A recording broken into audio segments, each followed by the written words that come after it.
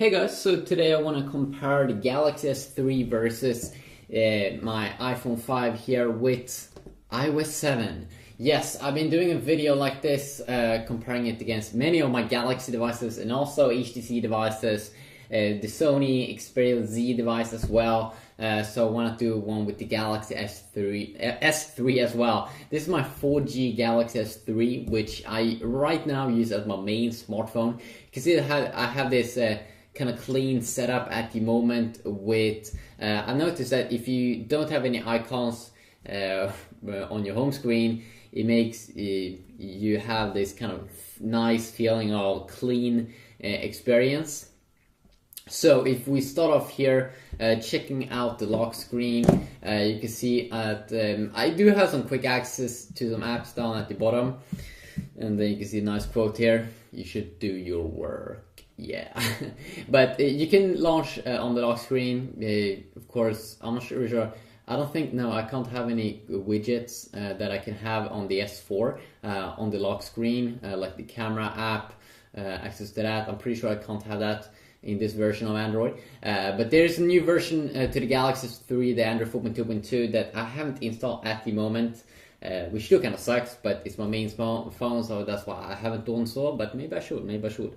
Or at least I think I don't have done that, yeah. So, quick access to some apps at the bottom, which is very nice. I rarely use it though, rarely use it. And of course with the new iOS 7, completely new interface, more like a black and white look, more like a flat version of iOS. You have quick access to the camera, so you can have one swipe up. You don't decide though what kind of apps on the lock screen that you should have that in iOS, but you have quick access to the camera, HDR mode here as well, of course in the camera app. Of course all the apps in iOS 7 has been updated, like the camera app, as you can see over here. You have this kind of swiping UI.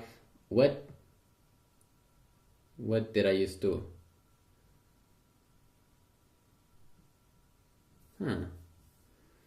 Interesting.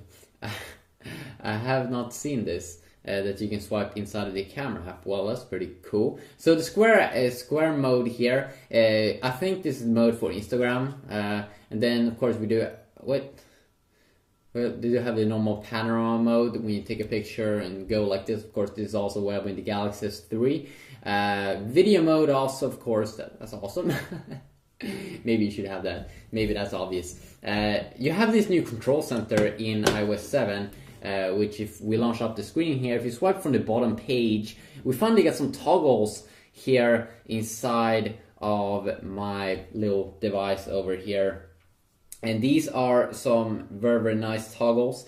Some nice toggles that you do also. You do get, of course, you've been getting toggles now in Android now for quite some time. When you swipe down from the top, you can see the time, and you can see all my toggles here, and also a brightness slider. Now it seems like you get some toggles here in iOS finally. So some toggles like airplane mode, Wi-Fi mode, Bluetooth mode, do not disturb mode when you don't want anyone to be able to call you, and then this portrait orientation lock, which is very nice, and then a brightness slider, which is probably one of the more nice things ever over there.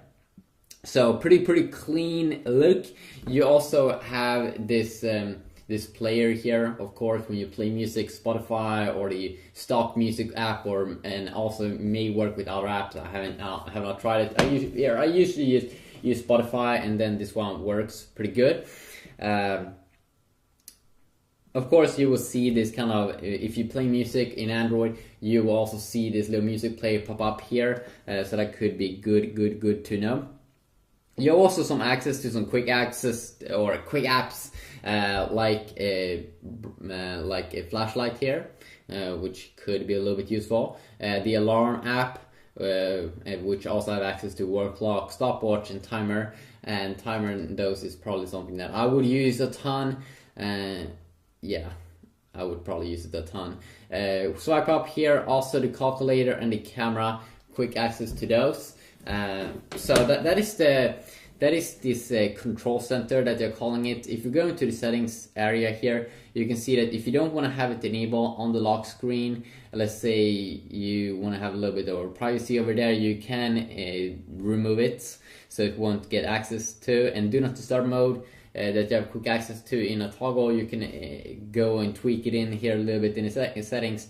Notification center, of course, is when you swipe down from the top here, you can decide what you want to show here, but the stock is the calendar. And I do suppose that all the notifications that you do get inside of iOS 7 also will pop up here somewhere in the notification center, because that's like the name of it, notification center, not control center. So you can also see here with the nice iOS 7 update that it has like nice transparent there, you can see through, which is pretty nice. So you have your all notifications probably, and your missed notifications and stuff, like when you probably get missed calls and stuff. You can also, as I said in the settings area, tweak the notification center, so if you want to show stocks and stuff, you can do so as well. So the main difference there here between iOS 7, I can also go over specific app like the browser, maybe in other videos, compare the browser app, the phone app, the music app, the stock versions, of course. And as you do know, with Android, you get a little bit more freedom here. Well, especially on the home screen, so that we can have cool transitions. We can have different launchers, so we can have even more epic transitions and stuff. Hopefully more of that will come also with iOS 7, like a jailbreak and stuff, so you can do that hopefully in future versions, and hopefully it will be a stable jailbreak so you can tweak it a little bit, because many of the earlier jailbreaks that I've tried has been a little bit unstable, so you could crash your device, and that is not super fun. But still, the main reason here, or main difference here between Android and iOS, of course, is that you can you can no longer have, or you never actually been able to have widgets inside of iOS. It's just a grid of icons, where you have a little bit more freedom here, or a ton of more freedom here inside of Android with my search widget here at the top. Also have a music player widget here. Even though I don't play music with my Android device, I never use it. You have another widget here, and of course you can add a ton of other widgets as well. No problem whatsoever with doing that. And if you just want to have a clean, fresh look here without any mess, without any icons or anything, you can perfectly do so. And I kind of like that kind of feeling of that kind of clean experience, actually, which is a big go for me. Of course, you can create apps. You can create apps on both these two devices. It's a little bit different here inside of iOS 7 compared to earlier versions of iOS. Now it centers it here, and you can use stuff in a ton of things here. So a little bit different there compared to earlier.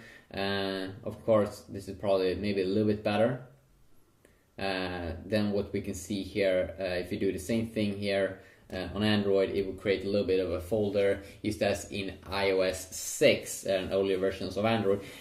Also, in terms of multitasking, it's a little bit different here. Again, one more time on in the new version of iOS 7. Let's check it out. Let's just double tap here, and you will see that it's a little bit more centered now. You have this kind of view here in the center, where you can swipe up things to remove it, kind of like the HTC have been doing with their devices.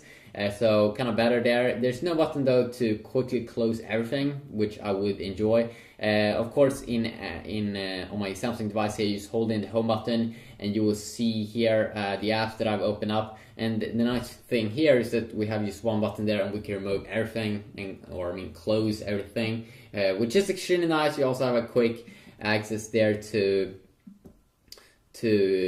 some internal stuff here, like active programs, downloaded stuff, RAM, and the storage, so you can check out that pretty quick. But definitely I would love to have just a quick close button if you just want to close everything, you just want to clear up some stuff. I always like that kind of clean feeling. Of course, you still have Siri versus S Voice that of course you can have here in terms of voice assistant.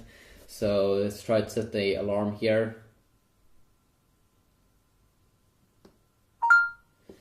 Set alarm at 5 p.m. So you can see it's a little bit... The 1700 alarm. Okay. Console. Let me do an internet search for No. next to console.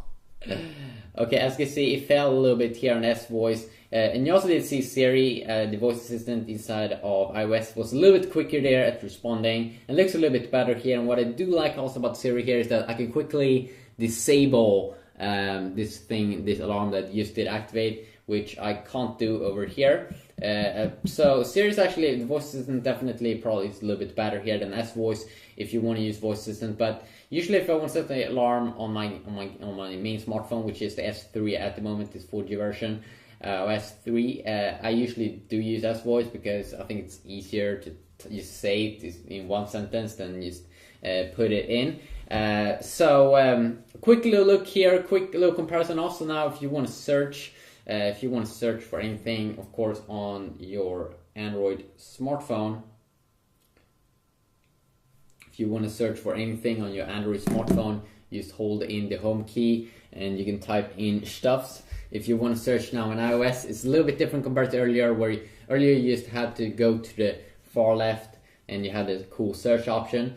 But now you can swipe down on any page just like that, and you can quickly start to type in something, which is pretty awesome. They will show all your music stuff, or all of your normal files, and also the applications that match the search criteria.